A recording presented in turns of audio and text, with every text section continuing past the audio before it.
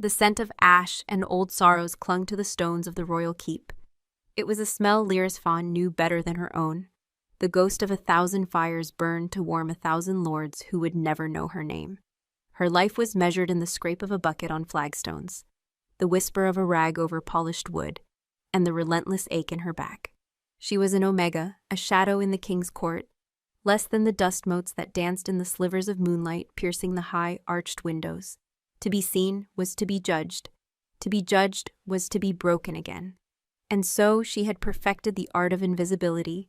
Her wolf, a phantom thing she hadn't felt stir in years, lay dormant and buried deep beneath layers of shame. It was a hollow space in her soul, an ache for a wildness she was born to, but could never claim. The pack thrummed with life around her, a symphony of growls and scents and dominance she could only observe from the muted silence of her own exile. Tonight, the great hall was heavy, with a tension that was more than the usual courtly intrigue. It coiled in the air like a predator, thick with the ozone scent of an impending storm.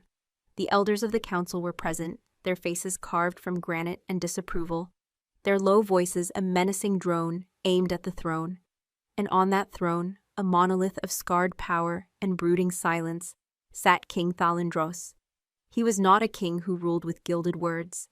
He ruled with the weight of his presence, a gravity that bent the will of lesser wolves. Scars, pale and silver, mapped a history of violence across one side of his face and disappeared beneath the high collar of his dark tunic. They said he'd earned them fighting back the wild clans of the north, that he'd wrestled a shadow wolf with his bare hands and won. They said he was cursed, that the moon had marked him for a solitary fate. Lyris believed it. His scent filled the hall. Winter pine, cold steel, and a loneliness so profound it felt like a physical chill. When his silver eyes, chips of a frozen dawn, swept the room, they slid over her as if she were nothing more than a fixture in the wall. It was a mercy she prayed for every single day. Her task was simple, to be unnoticed. To clean the hearth, to gather the discarded goblets, to fade into the tapestry behind her. She kept her head bowed, her world reduced to the scuffed toes of her worn leather shoes and the intricate patterns of the stone floor. But her ears, sharpened by a lifetime of listening for danger, caught fragments of the council's venom. "A bloodline without a future," one elder, Lord Vorlog, hissed, his voice like gravel grinding. "An alpha king with no heir is a beacon for rebellion. The pack's weakened, Thalin. Your strength is not enough to hold the 7 packs alone." Thalin did not move. He simply watched them, his large hands resting on the carved wolves' heads of his throne. The silence that followed was more damning than any roar. It was a void that swallowed their courage, forcing them to look away. It was into that void that the sound came, the soft patter of small feet. A side door opened, and a collective breath was drawn, a subtle shift in the room's energy. The royal governess, a stern woman named Iskara, entered with the child, Prince Olin. He was 4 years old, a miniature of his father, from the fall of his silver hair to the unnerving intensity in his matching eyes. The court softened at the sight of him. He was the pack's hope, the impossible child found abandoned at the keep's gates as an infant, bearing the unmistakable royal mark, a faint crescent-shaped birthmark on his neck. Thalin had claimed him instantly, naming him his heir, silencing any questions with a glare that promised death. The boy was his, and that was law. Lyris's heart hammered against her ribs, a frantic bird trapped in a cage of bone. This was the hardest part of her day. To see him so close and to feel nothing, to show nothing. She forced the muscles in her neck to remain slack, her eyes fixed on a dark stain on the floor she needed to scrub away. "He is not yours. He is the king's. You are a ghost. You are nothing." The mantra had been her shield for 4 agonizing years. Olin clutched a small carved wooden wolf. He paid no mind to the assembled lords or the imposing figure on the throne. He was in his own world, as children are. Iskara tried to steer him towards the royal apartments, but he wriggled free, his toy slipping from his grasp. It skittered across the polished stone, spinning and spinning until it came to a rest directly beside Lyris's worn-out shoe. Time stopped. The air in her lungs turned to ice. Every instinct, every fiber of her being, screamed at her to flee, to run and never look back. But her body was frozen, rooted to the spot by a terror so profound it felt like death. The governess made a soft, apologetic sound. A guard took a step forward to retrieve the toy, but Olin was faster. He walked toward her, his small boots making soft, determined taps on the floor. The council's murmuring ceased. The king's gaze, which had softened almost imperceptibly at the sight of the boy, now followed him. Lyris could feel the weight of that gaze, a physical pressure on her skin. "Don't look up. Don't look at him. He is the prince. You are the dirt beneath his feet." He stopped just before her, his head tilted. He wasn't looking at the toy. He was looking at her face, at the face she always kept hidden in shadow and downcast humility. For a dizzying second, she dared to meet his eyes. They were the same silver as the king's, but they held no ice, no storm. They held a deep, ancient recognition, a question. The faint, milky scent of him reached her, a scent she knew from a lifetime ago, from a stolen night of impossible warmth and desperate secrecy. It broke through the walls she had built around her heart. A phantom warmth spread through her barren womb. Her dormant wolf stirred, a flicker of heat in the frozen wasteland of her soul. It was a whisper of a feeling, but it was enough to make her tremble. Olin's small, pale hand lifted, and a single, unadorned finger pointed directly at her. His lips parted. The entire court held its breath, waiting for a childish babble, a demand for his toy. But the word he spoke was not for a toy. It was clear, resonant, and it struck the heart of the great hall like a hammer shattering glass. A single word that destroyed her world. "Mother." The sound echoed in the sudden, absolute silence. It hung in the air, shimmering and terrible. Lord Vorlog's jaw went slack. Iskara, the governess, went deathly pale, her hand flying to her mouth. The guard stood as if turned to stone. Every eye in the vast vaulted chamber, lords, ladies, servants, and warriors, swung from the silver-eyed child to the faceless Omega maid, cowering by the hearth. Lyris felt the blood drain from her face. Her carefully constructed world of shadows and silence had just been set ablaze. She was seen, she was exposed. The ghost had been given a face, and it was the face of a traitor. Slowly, deliberately, a sound cut through the shocked paralysis of the room. It was the groan of ancient wood as immense weight shifted upon it. King Thalindros rose from his throne. He was no longer a brooding king listening to his counsel. He was a predator that had scented blood. He stood to his full, terrifying height, his shadow swallowing the dais. And for the first time in 4 years, his silver eyes, burning now with a glacial fire that promised untold ruin, locked onto hers. They did not slide past. They did not dismiss. They pierced through her, pinning her soul to the cold stone. And in their depths, she saw the dawn of a terrifying, inescapable storm. The silence was a living thing, a predator that had sunk its teeth into the great hall and was slowly squeezing the life from it. Lyris's breath was trapped in her lungs, a painful, burning knot. The world had narrowed to the terrifying expanse between her and the throne, to the 2 silver pools of the king's eyes. They were not just looking at her. They were dissecting her, stripping away the years of invisibility until her soul lay bare and shivering on the cold stone. She saw shock in their depths, yes, but beneath it, something far more dangerous, a flicker of incandescent rage, the kind that razes forests and turns mountains to dust. Then the silence shattered. It broke not with a shout, but with a ripple of whispers, insidious and sharp as broken glass. The words spread from lord to lady, from guard to servant. Mother, the Omega, the king's heir. The accusations coiled around her, suffocating and venomous. She could feel their stares like physical blows, 100 judgments piercing her ragged tunic. Humiliation, hot and sickening, washed over her, a familiar tide she had spent her life trying to outrun. "Treason," Lord Vorlog's voice boomed, seizing the moment. He stepped forward, his face a mask of righteous fury, though his eyes gleamed with triumphant malice. He pointed a trembling, accusatory finger, not at Lyris, but at the king. "This is the meaning of your secrecy. You have foisted a half-breed bastard upon this court, an Omega's whelp, passed off as a royal heir while you leave the true bloodlines to wither. You have sullied the throne, Thalin." The king's gaze did not waver from Lyris. It was as if Vorlog were nothing more than the buzzing of an insect, but a low sound began to build in Thalin's chest, a subterranean growl that vibrated through the floor.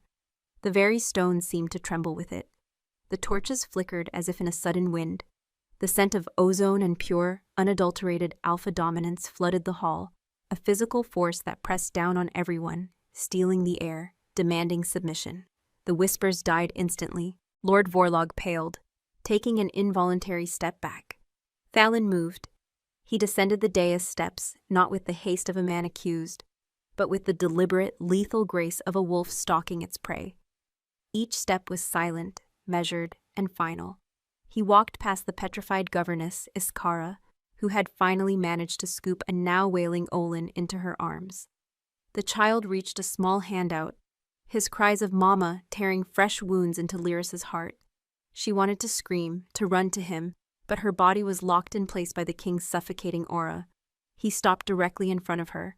He was a mountain of shadow and fury, blocking out the light, the court, everything. She was forced to crane her neck to even see the bottom of his jaw, which was clenched so tight a muscle jumped in his scarred cheek. His scent enveloped her, that cold, lonely pine and steel, now sharpened with a terrifying edge of rage. It was overwhelming, primal. It bypassed thought and struck deep into the oldest part of her brain, the part that knew predator from prey. Her own scent, she knew, was a wretched thing, the sour stench of terror, the metallic tang of old shame. It was the scent of a cornered, worthless thing. "Guards," the king's voice was unnervingly calm, a low baritone that cut through the tension like a blade through silk. It held no heat, only the absolute cold of a final command. "Take her to the cells." 2 royal guards, their faces impassive but their eyes wide with shock, moved to obey. Their hands clamped down on her arms, their grip hard and impersonal. They hauled her to her feet. The rough wool of their uniforms scraped against her skin. A cry of despair caught in her throat. The cells, the dark, damp places beneath the keep, where criminals and traitors were sent to be forgotten.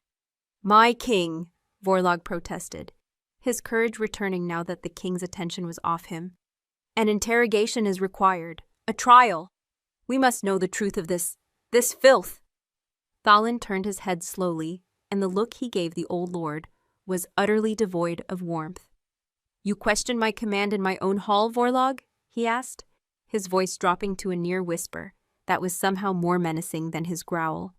"The Omega will be dealt with, by me as for the rest of you." His silver gaze swept across the stunned assembly. "You will remember who is king, and you will hold your tongues, lest I decide to tear them from your heads." The threat was not idle. It hung in the air, heavy and real. No one moved. No one breathed. The guards began to drag her away. She stumbled, her worn shoes slipping on the smooth stone. Her last sight of the great hall was of the king, standing unmoving, a solitary pillar of power, and of her son, Olin, his small face buried in his governess's shoulder, his heartbroken sobs echoing in the cavernous space. Then they were through a heavy wooden door and into the spiraling stone corridors that led down into the belly of the keep. The air grew colder with every step, heavy with the scent of damp earth, mildew, and misery. The sounds of the court faded, replaced by the rhythmic dripping of water and the scuttling of unseen things in the darkness. This was her new reality, her cage. She had flown too close to the sun, and her fall was into the deepest dark. The guards did not speak to her. They treated her as if she were a sack of grain, their revulsion a palpable thing. She was no longer just a servant. She was a contamination. They reached the lowest level. A guard with a keyring the size of his fist unlocked a heavy, iron-banded door. He shoved her inside without a word. She fell to her knees on the damp, straw-strewn floor. The door slammed shut with a deafening clang of finality. A heavy bar was dropped into place on the other side. And then silence. A profound, crushing silence broken only by the drip, drip, drip of water somewhere in the darkness. There was no window, only a small barred grate high in the door that let in a sliver of faint torchlight from the corridor. It was enough to see the outlines of her prison, 4 stone walls, a thin, moldy pallet of straw, and a bucket in the corner. It smelled of despair. A sob finally broke free from Lyris's chest, a raw, ragged sound torn from the depths of her soul. She curled into a ball on the filthy floor, wrapping her arms around herself as if to hold the shattered pieces of her life together. Olin. her beautiful, impossible boy. For 4 years, she had loved him from a distance, a secret, burning agony in her heart. She had watched him grow, listened for his laughter in the castle halls, and died a little inside every time he was called prince. She had done it to protect him. To be a disgraced Omega's son would have been a death sentence for him, a life of scorn and abuse. But as the king's heir, he was safe. He was honored. He had a future. That future was now in ashes. Her secret was out, and it would not only destroy her, it would destroy him. Her mind reeled back to a night she had tried 1,000 times to forget. A night of a brutal winter storm that had trapped the king in a remote hunting lodge, along with a skeleton staff. She had been sent to tend his fire. He had been different. Not the unapproachable Alpha King, but a man haunted by a profound loneliness that mirrored her own. His eyes had held the same storm that raged outside. He had been drinking, his usual iron control loosened. He had looked at her, truly looked at her, and seen not an Omega servant, but a woman. He had spoken of the emptiness of his throne, the curse of his solitary fate. She, in a moment of impossible bravery, had spoken of the hollowness in her own soul, the silence of her dormant wolf.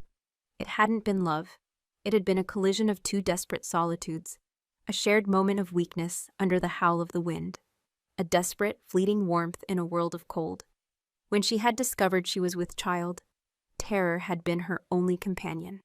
An Omega bearing an Alpha's child was an abomination in the eyes of the pack's rigid laws. She would have been cast out, the child branded a mongrel, so she had hidden it, her body small enough to conceal the life within until the last. And on the night Olin was born, under a sliver of a new moon, she had wrapped him in a royal blanket she had stolen and left him at the keep's gates. The only place she knew he would be safe. She had ripped out her own heart to give him a life she could never provide. And now, a single word had undone it all. A faint flicker of warmth pulsed deep inside her, where her wolf had slept for so long. It was not a roar, not a surge of power, but a fragile ember, rekindled by the sound of her son's voice. It was a painful reminder of everything she had lost, everything she was. Hours passed. Or perhaps it was minutes. Time had no meaning in the dark. The torchlight in the corridor dimmed, and she knew night had fully fallen. She was exhausted, her grief a heavy cloak, but sleep would not come. Every time she closed her eyes, she saw the king's face, the glacial fury in his eyes. Then she heard it. Footsteps, not the clatter of a guard's patrol. This was a single set of footfalls, heavy, silent, and deliberate. Each step held weight, authority. Each one landed closer to her cell. The sound stopped directly outside her door. The faint scent that drifted through the grate was unmistakable. Winter pine and cold steel, the king. The heavy bar on the other side of the door was lifted with a groaning scrape of metal on wood. The key turned in the ancient lock. The sound deafeningly loud in the subterranean quiet. The door swung inward on protesting hinges. King Thalindros filled the entryway, his massive frame a silhouette against the flickering torchlight behind him. He stepped into the cell, his presence sucking all the air from the small space. He had to duck his head to clear the low stone archway. He pulled the door shut behind him, and the darkness that enveloped them was sudden and absolute, broken only by the faint light filtering through the grate. He did not speak. Lyris could hear the soft sound of his breathing, feel the heat radiating from his body. He was a furnace of contained power in the cold, damp cell. She remained huddled on the floor, trembling, trying to make herself smaller, to disappear into the stones. Finally, his voice came out of the blackness. It was a low rumble, devoid of the rage from the hall, replaced by something colder, sharper, an inquisitor's tone. "You will tell me everything," he commanded.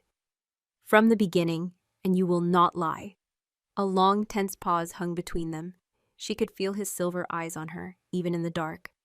"I will smell it if you do." His voice, a low vibration in the absolute dark, seemed to come from the very stones around them. Lyris flinched, curling tighter into herself. "I will smell it if you do." It was not a threat. It was a statement of fact, as immutable as the moon's pull on the tides. An alpha of his power could scent the subtle chemical shifts of a lie, the spike of fear that accompanied deceit. Honesty was her only path. But the truth was a blade that would sever her from her son forever. Her own voice, when it finally came, was a dry, rasping thing, brittle from years of disuse. "My king," she whispered, the honorific tasting like ash in her mouth. "The night of the blood moon," Valen's voice cut through her hesitation, cold and precise. "4 years ago, the storm at the Northern Lodge. Begin there." He remembered. Of course he remembered. For her, it was the moment her world had fractured. For him, a fleeting detail, a date on a calendar now recalled for an interrogation. The memory rose in her, vivid and painful. The howling of the wind that had rattled the window panes, the scent of wet pine from his hunting leathers, the amber glow of the firelight on the scars that mapped his face. "There was a storm," she began, her voice gaining a fragile strength as the past consumed the terrifying present. "The passes were snowed in. You were not with the court. You were alone."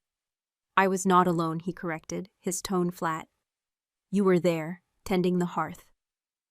The memory was so clear she could almost feel the heat of the fire on her face again. He had been staring into the flames, a goblet of dark wine in his hand, his kingly aura muted by a profound weariness. His loneliness had been a chasm in the room, and her own had answered it. A fool's empathy. "You spoke of the crown," she murmured, her eyes fixed on the sliver of light from the grate, not daring to look at the shadow that was him. "Of its weight. You said the throne was a cold stone, and your line would end with it." A long silence stretched between them. She could hear the slow, steady beat of his heart, a powerful, rhythmic drumming in the confines of the cell. It was the only sound besides the drip of water. "I was drunk," he stated, a dismissal. "Yes," she agreed softly. "And I was an omega, invisible." It is easy to speak truths to those who do not matter. The words came out with a bitterness she hadn't intended, a sliver of the resentment she had buried for so long.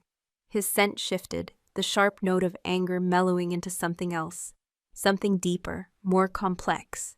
Contemplation. He was following the thread of her scent, testing the memory against the truth of her words. "You spoke of your wolf," she continued, the confession spilling from her now, a river breaking through a dam of fear. "You asked why I was so quiet, why my scent was muted, dimmed." "And you answered," he prompted, his voice a low growl. She swallowed, the memory of her own shame tightening her throat. "I told you my wolf had gone silent after my first heat, that I was barren, an empty vessel, a failure to the pack. It was the ultimate omega disgrace. To be unable to bear children was to be without purpose in the eyes of the elders, to be less than whole. It was the reason she had been relegated to the most menial of tasks, a ghost in her own home. That night," she whispered, the words barely audible, "in that room, for the first time, I felt seen. You saw the person, not the rank, the sorrow, not the failure, and I—" Her voice broke. "I was foolish. I saw a man, not a king, a man as lonely as I was." The darkness in the cell felt alive, thick with unspoken things. He didn't move, but she felt his focus intensify, as if he were trying to see her very soul in the pitch black. "What happened next?" he commanded, his voice rough. The cold was forgotten," she stammered, shame burning her cheeks. "There was only the fire and the storm, and a moment of impossible warmth. A mistake born of loneliness and wine. I never expected to see you again. When I was returned to the keep, I went back to being invisible. I thought it was over." "It was not," he finished for her. "No." A single tear, hot and defiant, traced a path through the grime on her cheek. "Weeks later, I knew I was carrying a child. Your child." A sharp intake of breath from the darkness, the first crack in his iron control. The air in the cell grew heavy, charged with a sudden, wild energy. His alpha presence, which had been a controlled pressure, now felt like a physical weight, a storm gathering just before the lightning strikes. "Why?" The word was torn from him, low and guttural. "Why did you hide it? By the moon, woman! Why did you not come to me?" The unfairness of the question struck her, and a spark of defiance flickered through her terror. "Come to you, she asked, her voice shaking with a sudden, desperate anger. "The king, and say what?" That I, a barren, worthless Omega, was carrying your heir? I would have been called a liar and a whore. I would have been executed, and if by some miracle they believed me, what life would he have had? A half-breed, an Omega-born alpha, a stain on your bloodline. Lord Vorlog would have seen him gutted before he ever took a breath. They would have hated him, hunted him. He would have been a weapon for your enemies and a source of shame for your pack. I would not let that be his life. Her chest was heaving, the words she had screamed in the silence of her own mind for 4 years now, echoing off the cold stone walls. She had said it. She had finally said it all. So I left him at the gates, she finished, her anger collapsing back into heart-wrenching sorrow. Wrapped in a royal blanket, with the moon high above, I left him where I knew he would be found, where he would be safe, where the great Alpha King, who had no heir, might see a gift from the gods and claim him, where he could be a prince, not a disgrace. I gave him up so that he could live. I tore out my own heart to give him a crown. The silence that followed was absolute. The dripping water seemed to have stopped. Even his heartbeat was gone. Or perhaps it was simply lost in the roaring of blood in her own ears. She waited for the judgment, for the sentence, for the cold final words that would condemn her. Instead, she heard him move. A rustle of leather, a soft scrape of a boot on stone. He was closer now, so close she could feel the warmth of his body. His scent was overwhelming, pine and steel, but now underneath, a raw, earthy smell of soil after a storm, a scent of confusion and turmoil. A large, calloused hand settled on her shoulder. Lyris flinched violently, a choked cry escaping her lips. The touch was not harsh, not violent, but the sheer shock of it, after years of being untouchable, invisible, was like a brand of fire on her skin. It was heavy, possessive, a claim. It anchored her to the ground, a stark reminder of his immense power and her utter lack of it. His thumb brushed against the coarse fabric of her tunic, a small, almost imperceptible movement over the bone of her collar. Her dormant wolf, that silent ghost within her, stirred again, not with a flicker this time, but with a deep, primal tremor. It was a feeling of being found, of being recognized on a level that had nothing to do with words or sight. It was terrifying. It was intoxicating. "The mark," he said, his voice now a rough, quiet thing right beside her ear. "On his neck, the crescent moon, it is the Dross birthmark. It has marked my line for 1,000 years. "I know," she breathed. "I saw it the morning after he was born. I knew then the moon had blessed him, that he was truly yours." His hand tightened on her shoulder, not painfully, but with an undeniable possessiveness. He was connecting the pieces, the impossible truth settling into the foundation of his world. The abandoned infant, the royal mark, the Omega maid who had been at the lodge. All this time, he murmured, more to himself than to her, he has been under my roof, and you have watched him, in silence. The agony in that statement was so profound, it brought fresh tears to her eyes. "Every day," she confessed. "It has been my penance." He was silent for another long moment, but she could feel the conflict raging within him. The duty of a king, the fury of a man deceived, and the dawning, earth-shattering realization of a father. His wolf was warring with his crown. Then his hand left her shoulder. The loss of his warmth was immediate and absolute, leaving her feeling colder than before. He moved back, creating distance between them again. When he spoke, the king was back. His voice edged with steel, the decision made. "The council is baying for blood. Vorlog wants a public trial. He wants to see you flayed for your lies and me dethroned for my deception." Fear, cold and sharp, pierced through the haze of her confession. A trial, public humiliation, death. "They will use the boy as their weapon," Thalen continued, his voice hard. "They will declare him unfit, a half-breed, and tear the pack apart with a war of succession. I will not allow it." What will you do?" she whispered, her hands trembling. He took a step toward the door. "Vorlog wants a trial. I will give him one, but a trial requires the accused to be present." He paused, his hand on the iron ring of the door. "And by sunrise, you will be gone." Her head snapped up, her eyes trying to penetrate the darkness to see his face. Gone? Exiled? Or executed in secret? The door creaked open, spilling the torchlight from the corridor back into the cell. It illuminated him, casting his scarred face in stark relief. His silver eyes were burning with a cold, determined fire she had never seen before. It was not the rage of a king, but the lethal focus of an alpha protecting his bloodline.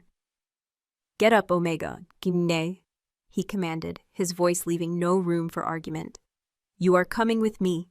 Fear was a cold, sharp thing, but the king's command was an undeniable force of nature. It bypassed her terror and moved her limbs for her. Lyris rose from the filthy straw, her body a clumsy automaton of obedience. Her legs were stiff, her muscles screaming in protest, but she stood.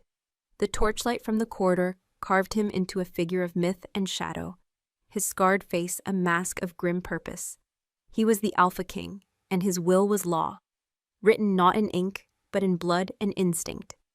He didn't wait. He turned and strode out into the corridor, expecting her to follow.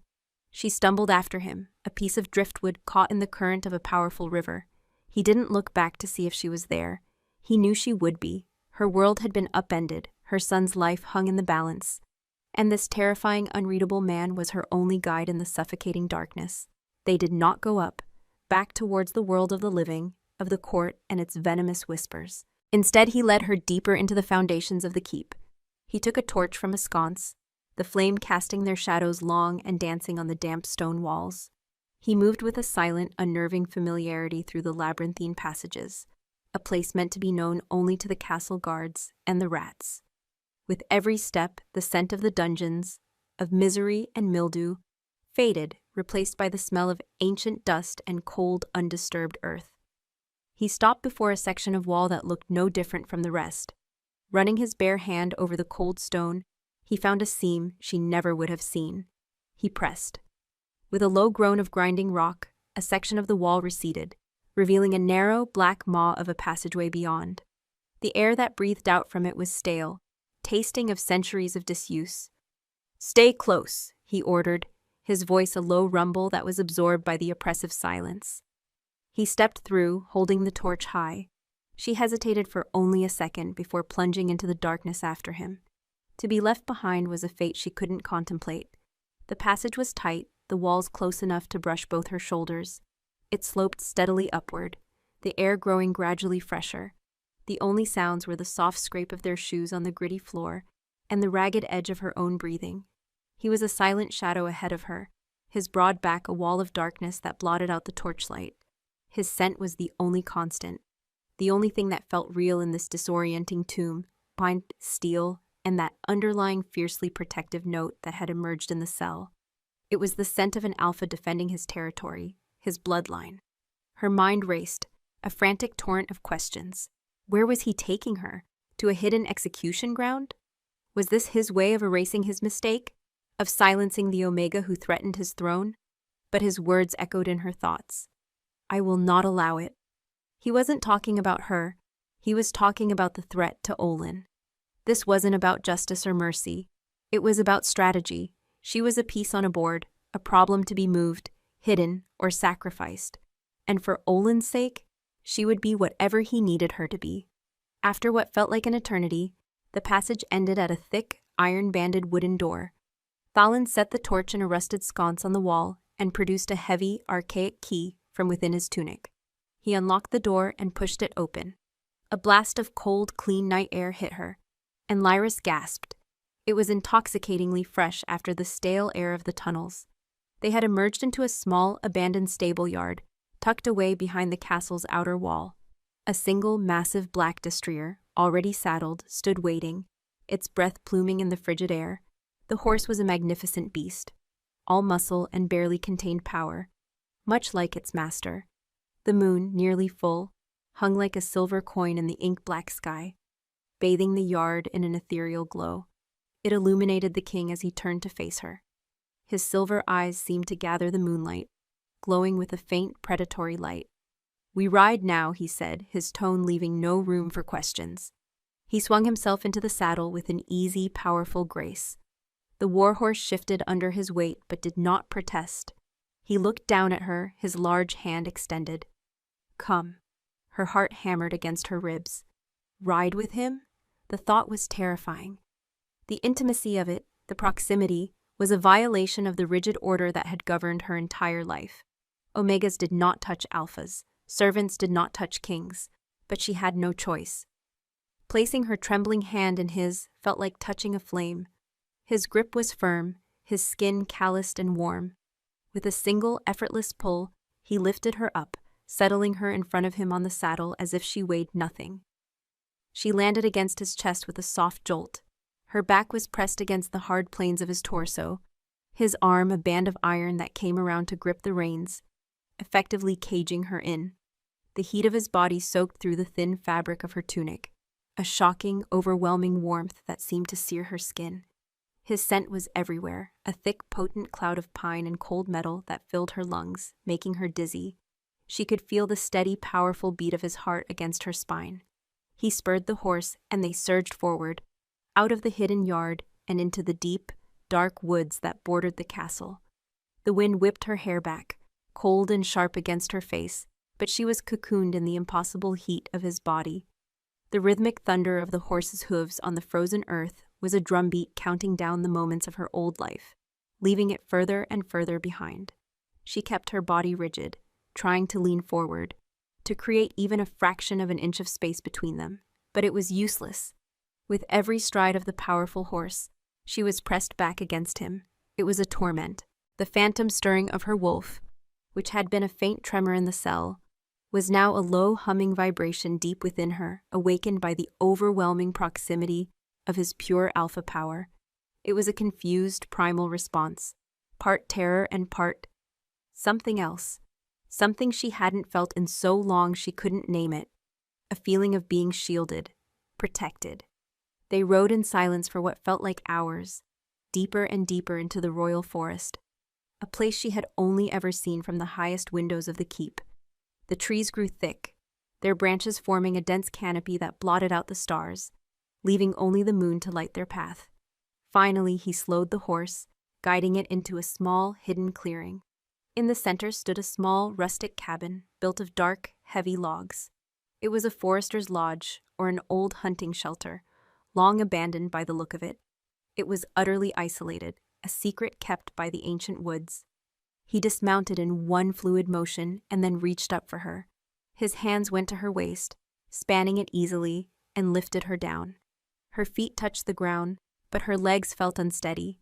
He held her for a moment longer than necessary, his silver eyes searching her face in the moonlight, as if seeing it for the first time. Then he released her and turned to tend to the horse. Lyris wrapped her arms around herself, shivering in the cold air, the absence of his heat a sudden, shocking loss. She watched as he unsaddled the destrier and set it loose to graze in a small, fenced-off paddock behind the cabin. He moved with an economy of motion, a quiet competence that spoke of a life lived beyond the confines of a throne room. He led her inside. The cabin was a single room, sparse and masculine. There was a stone hearth, a rough-hewn table with 2 chairs, and a bed in the corner piled with thick furs. It was clean but smelled of cold stone and wood smoke. Without a word, he knelt at the hearth and with a flint and steel, coaxed a small flame to life. The kindling caught, and soon a cheerful fire was crackling, pushing back the oppressive cold and shadows. The warm golden light softened the hard lines of his face, making the scars there seem less like marks of violence and more like the lines of a map charting a difficult journey. He rose and turned to her. "Vorlog and the council believe you are in the dungeons," he said, his voice low and calm. "They will demand a trial at sunrise. When the guards go to fetch you, they will find the cell empty, the lock broken from the inside, a loose stone in the wall pushed out into an old sewer tunnel. They will assume you fled like the liar and coward Vorlog will claim you are." Lyris stared at him, understanding dawning. "You are creating a story." "I am controlling the narrative," he corrected. "Without you, his accusations are baseless. He has no proof. Only the word of a 4-year-old boy, which can be dismissed as a child's fancy. I will quell the dissent, solidify my position, and Olin's legitimacy will be secured." It was a brilliant, ruthless plan, and it hinged entirely on her complete and utter disappearance from the world. She would be a ghost once more, but this time, her prison would be a lonely cabin instead of a stone cell. "And what of me?" she whispered. Do I stay here forever? He looked at her, his expression unreadable. You will stay here. You will be safe. You will be provided for. A woodsman I trust will bring supplies and news once a week. No one else will ever know you are here. He took a step closer, the firelight dancing in his silver eyes. I am not doing this for you, Omega. I am doing this for my son, my heir. The words should have stung, but they didn't. They were the truth, the same truth that had guided her own actions for 4 years. They were protecting Olin. It was the only thing they had in common. I understand, she said, her voice steady. He watched her for a long moment, his gaze intense, analytical. Do you? He asked softly. He moved closer still, closing the space between them, until he was standing directly before her. He was not touching her, but his presence was a physical force. His heat and his scent, a dizzying vortex. Your scent, he said, his voice dropping to a low growl. In the cell, it was all fear, faded, but now, something has changed. He tilted his head, his gaze piercing. The fear is still there, but underneath it, your wolf is stirring. I can smell it, faint, but it is there. Lyrus's breath caught. He could sense that? The fragile, flickering ember she had thought was hers alone? He lifted a hand, and she flinched, but he didn't touch her. He simply let it hover in the air near her throat. You sacrificed everything for him. You lived as less than nothing to keep him safe. You endured the silence of your own wolf. You are more than just the vessel of his birth. His eyes held hers, and in their silver depths, she saw a flicker of something beyond the king, beyond the alpha. A grudging respect, an acknowledgement of her sacrifice. Vorlog was right about one thing, Thalin murmured, his voice a low, dangerous vibration that resonated deep in her bones. The air bears the mother's scent. For 4 years it has been faint on him, a mystery I could not place, a ghost of a scent. But tonight, when he called to you, the bond between you flared to life. He finally let his gaze drop from her eyes to her throat, as if he could see the mark of their connection there. You bear my son's scent now, Lyrus, he said, using her name for the first time. The sound of it from his lips was a shock, a claiming. It clings to you like a second skin. It marks you as his. He paused, his silver eyes rising to lock with hers again, pinning her in place with their sheer intensity. And through him, he finished, his voice dropping to a possessive whisper that sealed her fate more surely than any prison bars. You now bear mine. The words hung in the air between them, more solid and binding than any iron chain. You now bear mine. It was a pronouncement, a branding. Lyrus felt it in the deepest part of her being, a resonance that shook the foundations of her soul. Her dormant wolf, that forgotten ghost, uncurled from its slumber, not with a stir this time, but with a deep, shuddering sigh of recognition. It was as if it had been waiting in a long, cold winter for the scent of its alpha, and now that it had come, the thaw was agonizing and absolute. She took a staggering step back, her hand flying to her own throat as if she could ward off the invisible mark. Her own scent, which had always been a faint, apologetic whisper of rain and chamomile, now felt fundamentally altered. Woven through it, impossible to separate, was the powerful, territorial scent of winter pine and cold steel. It was an invasion, a violation of the last piece of herself she had truly owned. No, she breathed, the denial a fragile thing against the overwhelming reality. Thalin's silver eyes watched her, unblinking. There was no triumph in them, no satisfaction, only a grim acknowledgement of a primal truth that had just asserted itself over politics and secrets. The bond is there, he stated, his voice a low, gravelly tone. It is faint, born of blood and not of the bite, but it is there. A wolf would know it. Vorlog will not see it, but his wolf will sense it. It is why you must remain hidden. For anyone to scent you now would be a declaration of war. It was a cage within a cage, hidden from the world to protect her son, and now marked in a way that made her a walking, breathing provocation to the king's enemies. He turned from her then, his brief moment of connection severed. The king was back in control, his focus on the brutal necessities of the coming dawn. There is dried meat, grain, and water in the cellar. The woodsman, Fendril, will come in 3 days' time. Do not leave the cabin. Do not light a fire during the day. Do not make a sound. You are a ghost now. You do not exist." He strode to the door, his movements economical and decisive. He was a force of nature, a storm that had swept through her life and was now receding, leaving wreckage and a changed landscape in its wake. He paused with his hand on the latch, his back still to her. "The furs on the bed," he said, his voice rough. "They are mine. Your scent will cling to them. It will help to mask you from any wild thing that wanders too close." It was a practical instruction, but it landed like a physical blow. He wanted her to steep herself in his scent, to wrap herself in it, to make his claim on her absolute even in his absence. It was a strategic move to ensure her survival, but it felt like the most intimate command he could possibly give. Then he was gone. The door opened, letting in a swirl of frigid air, and then closed with a soft final thud.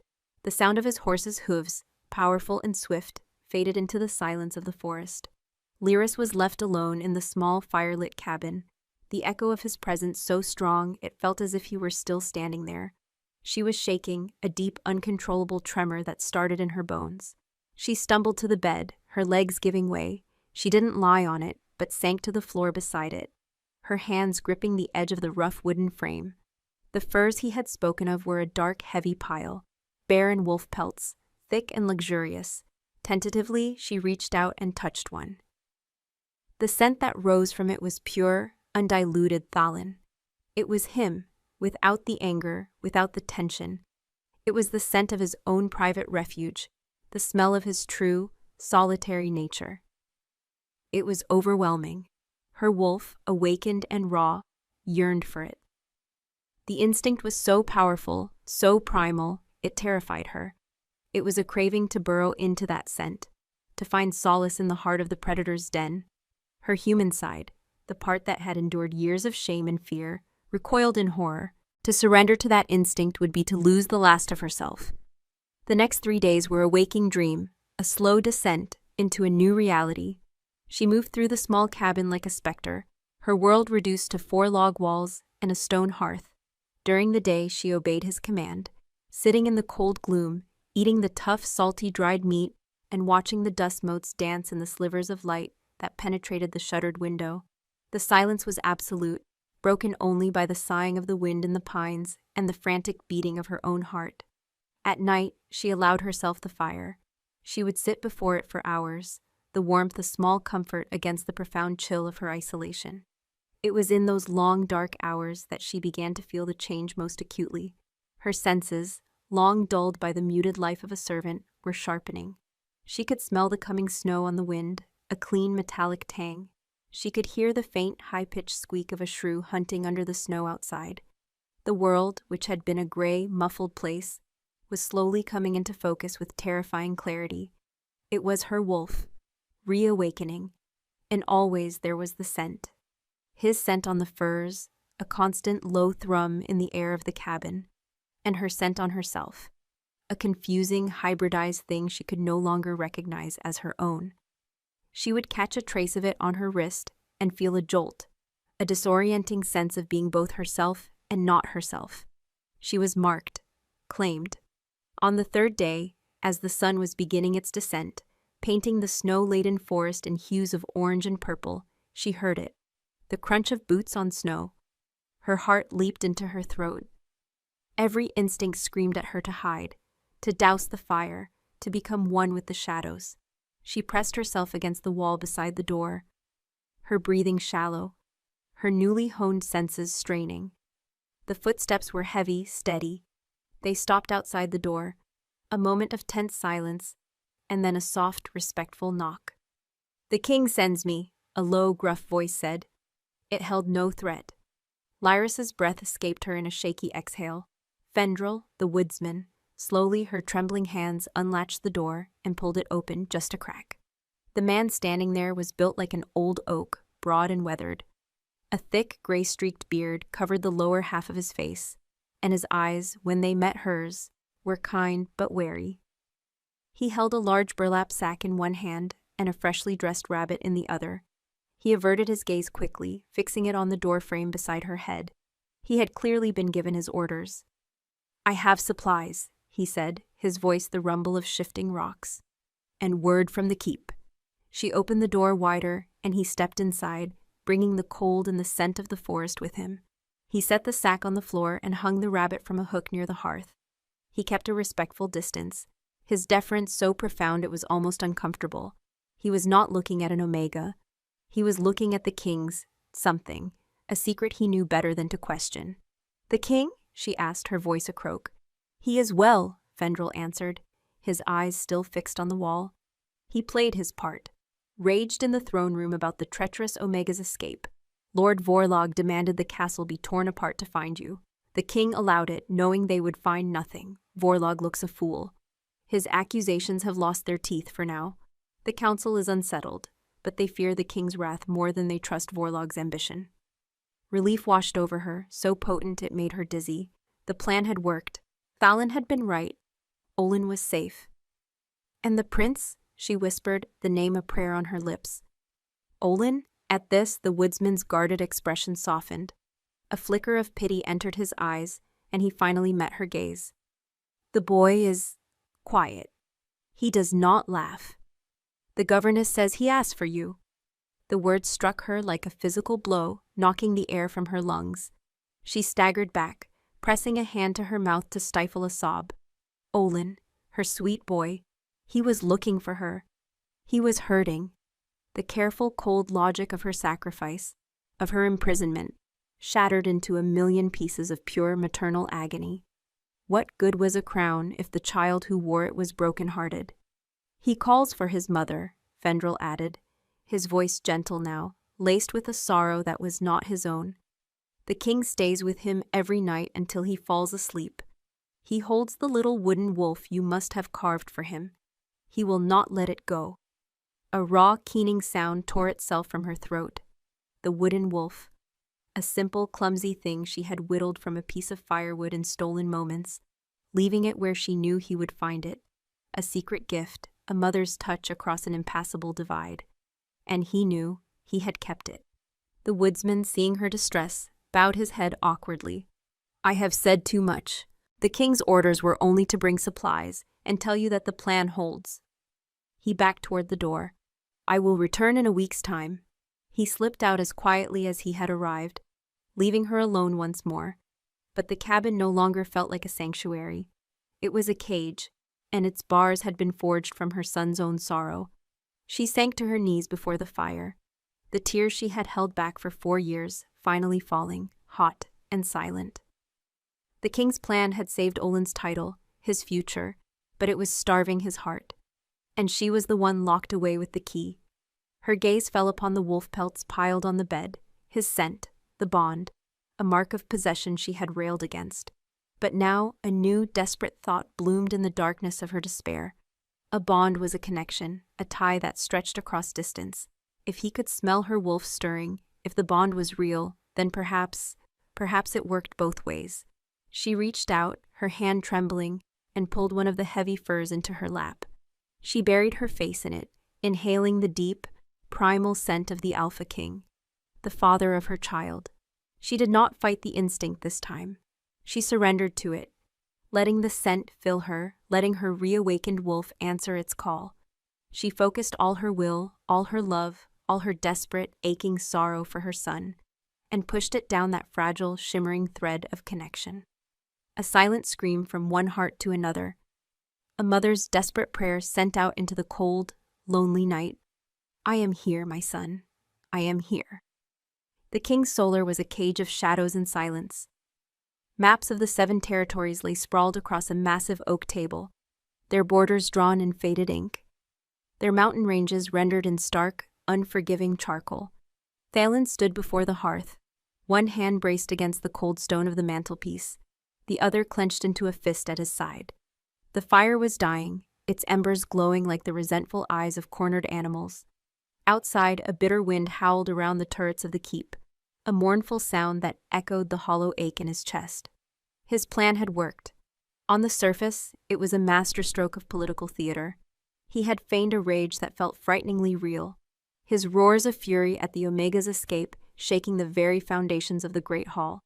He had allowed Vorlog to lead a frantic, toothless search of the castle, a public display of futility that had painted the old lord as a paranoid fool, grasping at shadows. The council was cowed, the whispers silenced by the sheer, terrifying force of his will. Olin's position was, for the moment, secure. The crown was safe, but the victory tasted like ash. Every night he sat by his son's bed, a place the governess had once occupied. He watched the boy's small chest rise and fall, listened to the soft, troubled breaths of his sleep. And every night the same word fell from Olin's lips in a heartbroken murmur. Mother. It was a dagger that twisted in Thalin's gut, a constant, unrelenting reminder of the cost of his crown. He had secured his heir's future by stealing his past, by erasing the one person his son's young heart had instinctively claimed. He saw her face in the dying flames. Lyris, the Omega Maid, a ghost he had barely noticed for 4 years, and who now haunted his every waking moment. He had believed her a liar, a traitorous whore who had somehow managed to fool the entire court. His initial fury had been a cold, killing rage, but in the darkness of that cell, her story had unfolded, each word laced with the undeniable scent of truth, of sacrifice, of a pain so profound it had dwarfed his own loneliness.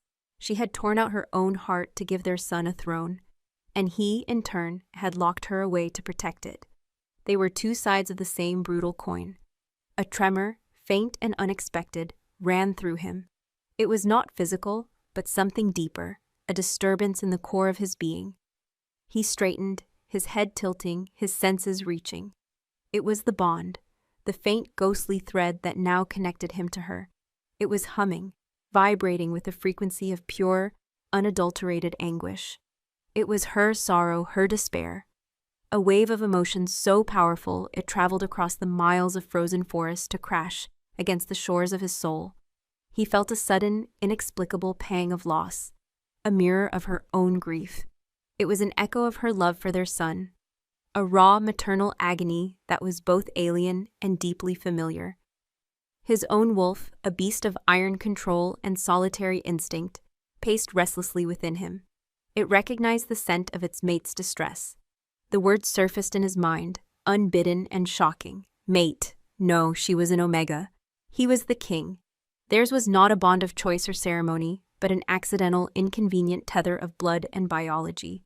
Yet the instinct was undeniable. His wolf wanted to answer her call, to race through the night and stand between her and her sorrow.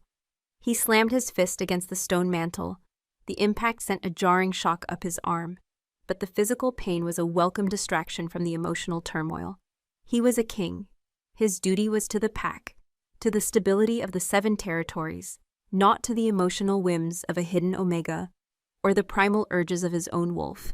He had made his choice. He would endure the echo of her pain, just as he endured the weight of his crown. A soft knock came at the door. "Enter," he growled, turning from the fire, his face once more an impenetrable mask of command. Lord Marin, his oldest advisor and the only member of the council he truly trusted, entered the solar. Marin was a wolf in winter, his hair the color of frost, his face lined with the wisdom of 100 seasons, but his eyes were still sharp and discerning. "Thalin," Marin said, his voice a calm baritone. He bowed his head slightly. "The patrols have returned from the southern border. The Shadowmane pack grows restless. They scent weakness in our court, an heir whose blood is questioned." Thalin's jaw tightened. "Vorlog's whispers have long claws." "They do," Marin agreed, stepping closer to the map table. "And they have found something to sink them into. A rumor. A trader from the north speaks of a hunting lodge, a winter storm 4 years ago, and a quiet Omega maid who was sent back to the keep in unusual haste." The air in the room grew cold. Thalin felt the blood drain from his face, a chill that had nothing to do with the dying fire. Vorlog was not a fool. His public accusations had failed, so now he was digging, unearthing the roots of the secret Thalin had tried to bury. "It is nothing," Thalin said, his voice flat and hard. "The ramblings of a drunkard seeking coin." Marin met his gaze, his expression unwavering. "Perhaps, but Vorlog is weaving it into a tapestry of deceit. He is suggesting the Omega did not flee, but was silenced, that you hid her to hide your own sin. He is painting you not as a cuckold, but as a tyrant who would pass off a half-breed as a pure-blood heir. The accusation was far more dangerous. To be deceived was a weakness. To be the deceiver was a betrayal of the pack's most sacred laws. "He has no proof," Thalen snarled. "He does not need proof," Marin countered calmly. "He only needs to plant the seed of doubt. The packs are sworn to the Dross bloodline. If they believe that blood is tainted, their loyalty will shatter. The Shadowmanes will be the first to break the pact. The others will follow. It will be war, Thalen. A war that will tear our people apart." The weight on Thalen's shoulders felt immense, the fate of thousands resting on a secret whispered in a snowbound lodge. He had locked Lyris away to protect Olin from scorn, but in doing so he had created a power vacuum, a mystery that his enemies were now filling with their own poison.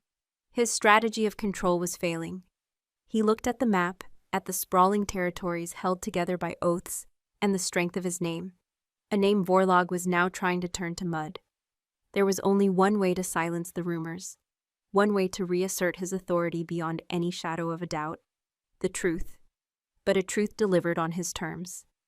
"There is another ritual," Marin said softly, as if reading his thoughts. "An old one, seldom used. The rite of scent, a way to prove a blood claim before the entire pack, under the light of the full moon." Thalen knew the rite. The heir is presented, and the Alpha Father anoints the child's brow. The pack elders then approach one by one. If the child's scent rings true, carrying the unmistakable echo of the Alpha's bloodline, the claim is validated by the spirits of their ancestors and the pack itself. It was ancient, powerful magic. "It is dangerous," Thalen said, his voice low. "If there is any discrepancy in the scent, if the ancestors do not accept the claim, the child is declared an outcast, unclaimed. His life is forfeit." "It is the only way," Marin insisted. "A public declaration of blood right witnessed by all 7 packs.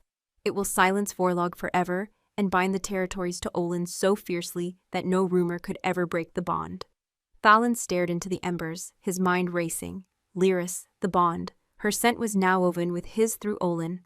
Would the elders smell it? Would they smell the Omega in the Alpha's air and declare him tainted? Or would the power of his own Alpha blood be enough to overwhelm it, to prove the Dross lineage was dominant? It was a gamble of terrifying proportions. Olin's life on the line. And yet, what choice did he have? To do nothing was to let Vorlog's poison spread, to allow the kingdom to crumble into civil war. To act was to risk everything on a single desperate throw of the dice. He thought of Olin's sad, quiet face, of the wooden wolf clutched in his hand. He thought of Lyris, alone in the forest, her heart breaking for the son she could not hold. He had tried to protect them by separating them, by hiding the truth. But the truth, it seemed, had a power of its own. It was not a thing to be caged. "The next full moon is in 2 nights, Marin said, his voice a quiet statement of fact. "The packs can be summoned."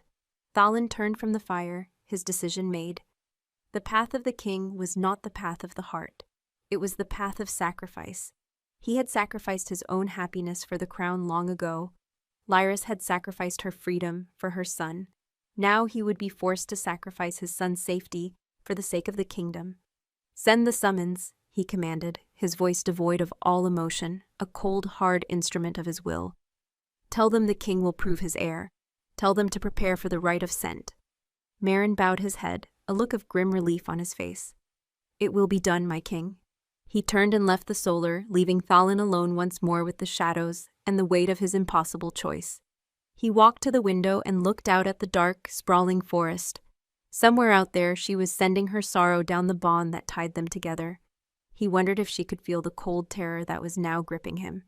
He was about to wager their son's life on the strength of a bloodline she had been told she would only dilute. The irony was as bitter as the winter wind. The moon rose, full and luminous, a great silver eye in the black velvet of the sky. It poured its cold, sacred light down upon the ancient gathering stone, a massive, flat-topped granite monolith that stood in the center of a clearing miles from the keep. For generations, it had been a place of judgment, of ritual, and of law. Tonight, it was to be a place of reckoning. Lyris watched from the deep shadows of the tree line, her heart a frantic drum against her ribs. Fendrel had brought the news, his face grim, his words clipped. The rite of scent. Olin, a public trial for a 4-year-old boy. The woodsman had looked away as he spoke, unable to meet her eyes, as if the king's command were a personal betrayal. He said you were to remain here, Fendrel had reported dutifully. He said it was an order. But Lyris had stopped being an obedient Omega the moment she heard her son's life was at stake. As soon as Fendrel had vanished back into the woods, she had pulled on a dark cloak he'd left behind and fled the cabin, a ghost slipping through the moon-drenched trees. She ran, heedless of the branches that tore at her cloak or the icy roots that threatened to trip her. Her reawakened wolf drove her, lending a desperate speed and endurance to her limbs. It was not a choice. It was a compulsion. A mother could not hide in a cage while her pup faced the judgment of the pack. Now, shivering in the cold, she peered out at the scene. Torches burned in a wide circle around the stone, their flickering orange light a stark contrast to the moon's serene silver. Hundreds of wolves were assembled, a living sea of dark fur and tense muscle. She could smell them, the earthy scent of the valley packs, the sharp, frosty scent of the mountain clans, and the smoky, aggressive tang of the shadowmanes from the southern border. Their collective presence was a low, humming vibration that shook the very air, a symphony of barely leashed power. In the center of the clearing, near the stone, stood the elders of the 7 packs. Lord Vorlog was prominent among them, his face a mask of smug anticipation. He believed this was his victory, the moment the half-breed would be exposed and the king's reign would crumble. Then a path cleared through the assembled wolves. Silence fell, absolute and reverent. King Thalendros walked into the torchlight. He was not dressed in the finery of the court, but in simple dark leathers, the attire of a warrior. He moved with a lethal grace, his scarred face grim, his silver eyes sweeping over the assembly with an authority that bent them to his will. In his arms he carried Olin. A choked sob caught in Lyris's throat. Her son. He was so small in the king's powerful embrace. He wore a simple white tunic, and his silver hair shone like spun moonlight. He wasn't crying, but his small face was pale, his eyes wide as he looked at the sea of grim-faced wolves surrounding him. He clutched his small wooden wolf to his chest, as if it were a shield. Thalin stopped before the gathering stone and gently set Olin down upon its flat surface. The boy stood there, a tiny, solitary figure in the vast, silent arena. Thalin knelt before him, placing his large hands on Olin's small shoulders. He leaned in and whispered something Lyris couldn't hear, his voice a low, reassuring rumble. Olin nodded, his lower lip trembling slightly. Thalin rose to his full, imposing height and turned to face the elders. "You have questioned the blood of my heir!" His voice boomed, carrying across the clearing with the force of a thunderclap. It was the voice of a king, an alpha, a father pushed to the edge. "You have allowed whispers and rumor to poison the unity of our packs. Tonight, we end the whispers. Tonight, the moon and the spirits of our ancestors will be the judge." He drew a small silver knife from his belt. The moonlight glinted on the blade. With a swift, deliberate motion, he sliced his own palm. Dark blood welled, gleaming like liquid rubies in the torchlight. He did not flinch. He extended his hand over Olin's head, allowing a single drop of his blood to fall and anoint the boy's forehead. "Blood of my blood," he declared, his voice ringing with ancient power. "Flesh of my flesh, I claim you, Thalin's son, of the line of Dross." A collective gasp went through the crowd. The air crackled with energy, with old magic. The scent of the king's blood, potent and fiercely alpha, washed over the clearing. Olin stood perfectly still, the crimson mark stark against his pale skin. Lord Vorlog was the first to step forward, his role as the chief accuser giving him the right. His face was a mask of predatory eagerness. He approached the stone, his wolf pressing close to the surface of his skin, his nostrils flaring as he drew in Olin's scent, seeking the truth. He leaned close to the boy, inhaling deeply. Lyris held her breath, her blood turning to ice in her veins. This was the moment. Would Vorlog smell the Omega in him? The taint he was so certain was there? Vorlog straightened, a flicker of confusion crossing his features. He sniffed again, his brow furrowed. There was no triumphant roar of discovery. There was only puzzlement. He could clearly smell Thalin's bloodline, powerful and undeniable, singing in the boy's scent. It was the dominant note, the core of his being, but there was something else. an undertone he couldn't quite place, a hint of wild rain and chamomile, but it was interwoven so tightly with the king's scent of pine and steel that it was impossible to separate. It did not smell of a different bloodline. It smelled like a hidden facet of the king's own. Frustrated and confused, Vorlog could not voice the accusation he had planned. He could not deny the overwhelming evidence of the Dross blood. With a tight, angry jerk of his head, he gave a curt nod of acceptance and stepped back into the circle of elders. One by one, the other elders approached the stone. Each leaned in, each inhaled the boy's scent, and each showed the same flicker of confusion, followed by an undeniable acceptance. The king's blood was too strong. The claim was true. Lyris felt a wave of dizzying relief.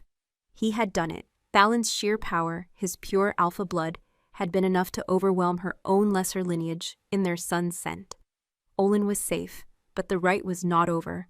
The final judge was the alpha of the Shadowmanes, a brutal, hulking wolf named Kaelin, whose loyalty had always been the most tenuous.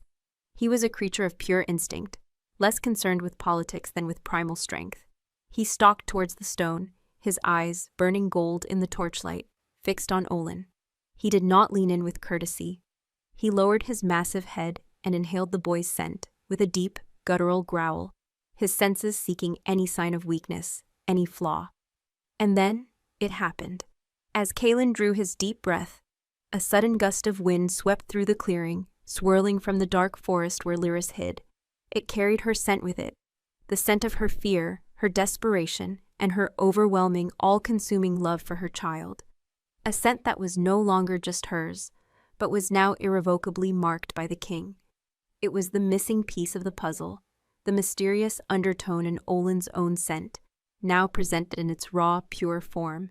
Kaelin's head snapped up. His golden eyes widened, and he looked from the boy on the stone directly towards the tree line, directly at the spot where Lyris was hiding. He had smelled it. He had smelled her. A low, menacing growl rumbled in his chest. "Treachery," he snarled, his gaze locking with Thalin's.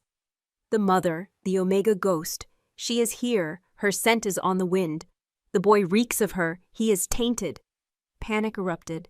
The assembled wolves surged forward, a wave of snarls and confusion. Vorlog's face lit with vicious triumph. "Seize her," he roared. "She is in the trees." Thalin moved faster than thought. In a blur of motion, he snatched Olin from the stone, pulling the boy into his protective embrace. He drew his knife, his body a shield before his son. His silver eyes, now blazing with a terrifying glacial fury, met Lyris's across the clearing. There was no anger there for her disobedience, only a silent, desperate command. "Run." But she was frozen. Wolves from the Shadowmane pack were already crashing into the woods, their forms shifting, melting into their massive four-legged shapes. Their growls were the sound of tearing earth. They were hunting her. Suddenly, a massive shape erupted from the tree line beside her. Fendrel. The old woodsman had shifted, his wolf form a grizzled gray beast of surprising size and ferocity. He threw himself at the first of the Shadowmane wolves, a blur of teeth and claws, buying her a precious second. "Go!" he roared, his voice a guttural mix of man and beast. The primal instinct to flee finally broke through her terror. Lyris turned and ran, her heart pounding in her ears. Branches whipped at her face, and the sounds of the enraged pack were close behind her, a nightmare of snapping jaws and thundering paws. She was no match for them. Her human legs were too slow, too weak. A massive, black-furred wolf burst through the undergrowth in front of her, cutting off her path. It was Kaelin. He crouched low, his golden eyes burning with hate, a low growl vibrating in his chest. Saliva dripped from his bared teeth. It was over. She closed her eyes, bracing for the killing lunge, a silent prayer for her son on her lips. A roar shattered the night. It was not the growl of a wolf, but the sound of a mountain breaking apart, a sound of absolute, untempered rage and power. Thalin. He exploded into the trees, no longer a king, no longer a man. He was a force of nature, his own wolf unleashed. His form was immense, larger than any wolf she had ever seen, his fur the color of shadow and silver, his eyes glowing with the pure, cold light of the moon. He was not just an alpha. He was a legend come to life. He slammed into Kaelin with the force of an avalanche, the impact throwing the Shadowmane alpha back 10 feet. the two massive forms became a whirlwind of black and silver fur, of teeth and claws, a maelstrom of primal fury. Lyris could only stare, her terror replaced by a profound, heart-stopping awe. She had never seen Thalin's wolf. No one had for years. It was a thing, a myth. And it was fighting for her. The other Shadowmane wolves, seeing their alpha engaged, hesitated. Their hunt for her was forgotten, their attention locked on the epic battle between the two kings. Thalin was a dervish of controlled violence. He moved with a speed and brutality that was terrifying to behold. He was not just fighting Kaelin, he was punishing him. He tore a gash in the Shadowmane's flank, dodged a retaliatory snap, and sank his teeth into the thick muscle of Kaelin's shoulder, shaking his head with a savage growl that ripped a cry of pain from his opponent. Kaelin, bleeding and outmatched, broke away, his ears flat against his skull in a posture of submission. Thalin did not pursue.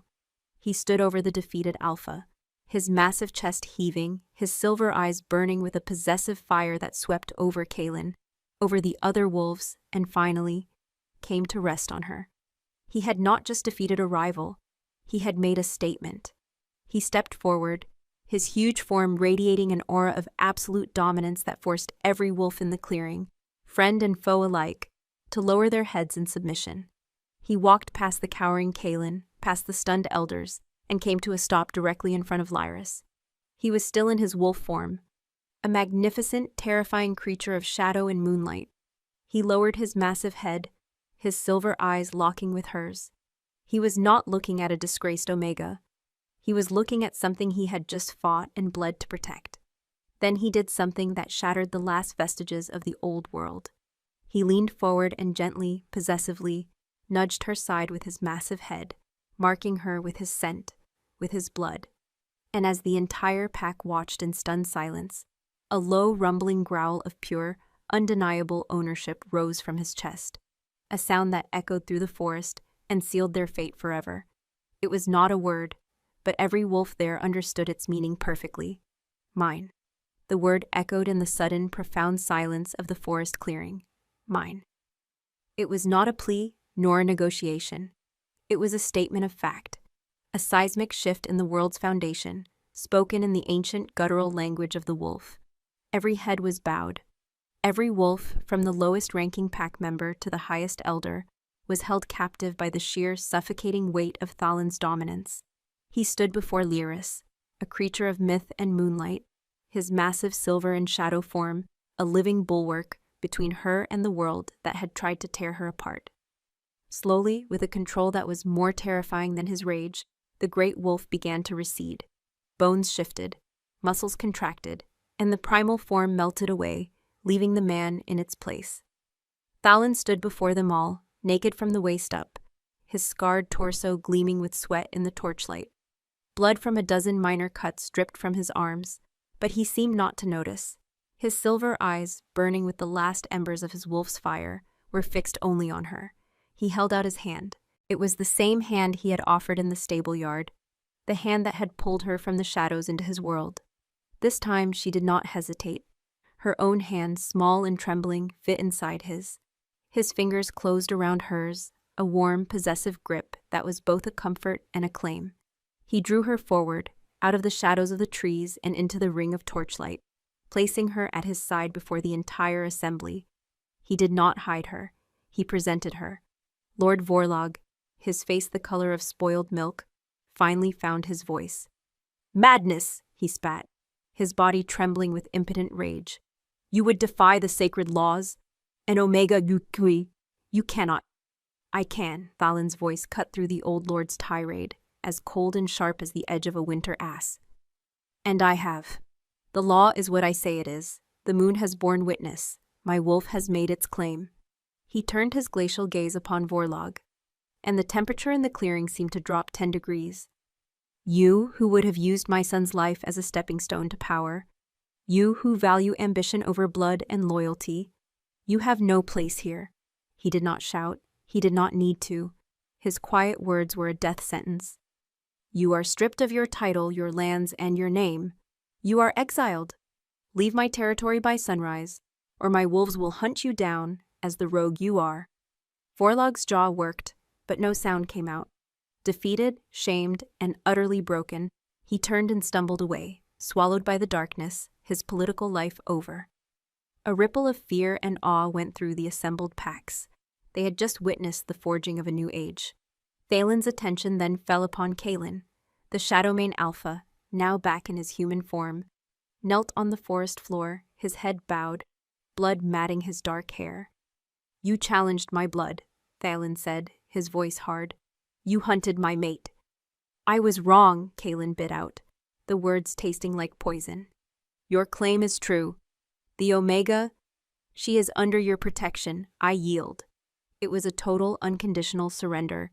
Thalen gave a curt nod. "Then rise, Kalen of the Shadowmanes, and remember this night. Remember who holds the true power here." With the challenges met and the new order established, Thalen's rigid, kingly posture softened almost imperceptibly.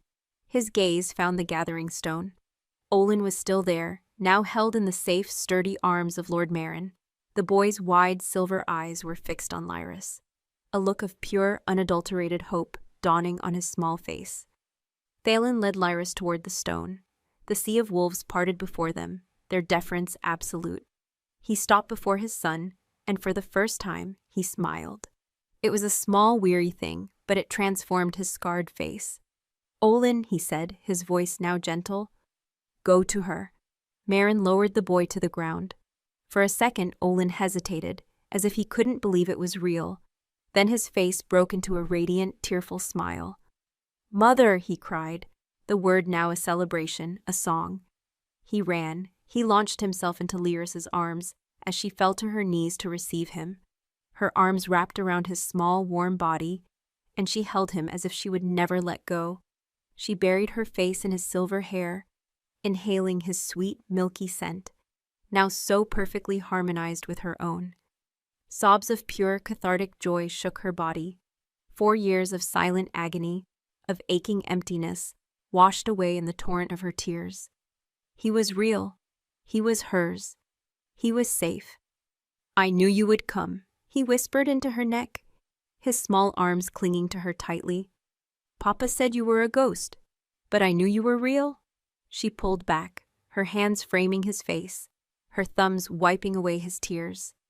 "I am real, my sweet boy. I am here. I will never leave you again." Thalen watched them, his expression one of profound, quiet emotion. He had built walls of iron and ice around his heart to protect his throne, and this small Omega and her silver-eyed son had just torn them down to the last stone. He knelt beside them, placing a large, warm hand on Olin's back, the other resting on Lyris's shoulder. For the first time, they were a family, whole and unbroken, under the light of the moon. The journey back to the keep was a dream. Thalen rode his great destrier, with Lyris seated before him, holding a sleeping Olin in her arms. No one spoke. The silence was not empty, but filled with the quiet comfort of a world set right. He did not take them to the royal nursery, or some newly appointed suite. He took them to his own chambers, the solar where he had stood alone just nights before. He laid their sleeping son in his own massive bed, pulling the thick furs up to his chin. Olin's small hand still clutched the wooden wolf. Then Thalen turned to her. He stood before the hearth, the fire now roaring, casting a warm, golden glow across the room. He reached out and gently touched a long scratch on her cheek, a souvenir from her flight through the woods. His touch was hesitant, almost reverent. "I was wrong," he said, his voice a low rumble. "To hide you, to lock you away. I thought I was protecting him, but I was only repeating the mistakes of my own solitary life. A king needs his kingdom. A father needs his family." "You did what you thought was right," she whispered, her hand rising to cover his. "Just as I did." His silver eyes searched hers, filled with 1,000 unspoken things. The loneliness, the weight of the crown, the fear he had felt when he thought he might lose them both. "My wolf," he said, his voice rough with emotion, "has been silent for a very long time, Lyris. A king cannot afford to let the beast rule. But tonight, when I saw them hunting you, it did not ask for permission." He paused, his thumb stroking her skin. "It has been quiet for a decade. It has only ever roared for you. Her own wolf, now fully awake and singing in her veins, recognized the truth in his words. It was not just a bond of blood through their son. It was something more, something older, a bond of two solitary souls who had found their other half in the most impossible of circumstances. She leaned in and, on impulse, pressed her lips to the most prominent scar on his cheek, a silent acceptance of the warrior, the king, and the man. He closed his eyes, a shudder running through his powerful frame. When he opened them again, the last of the ice was gone, replaced by a deep, burning warmth that was meant only for her. He lowered his head, and his lips met hers. It was not a kiss of desperate passion, but of profound homecoming. It was the closing of a circle, a promise of 1,000 sunrises yet to come. As the first pale fingers of dawn stretched across the sky, painting the horizon in shades of rose and silver, Lyra stood at the window of the solar, Thalin's strong arm wrapped around her waist. Olin slept peacefully in the great bed behind them, safe and loved. Below, the kingdom was waking to a new day, under a new kind of rule, one forged not just in power, but in sacrifice and love. The weight of the crown was still there, but now it did not rest on one man's shoulders alone. It was a burden they would carry together. The king, his queen, and the heir who had bound them stood together in the quiet light, their reign just beginning. In the kingdom of the great wolf, the silver-eyed dawn had finally come.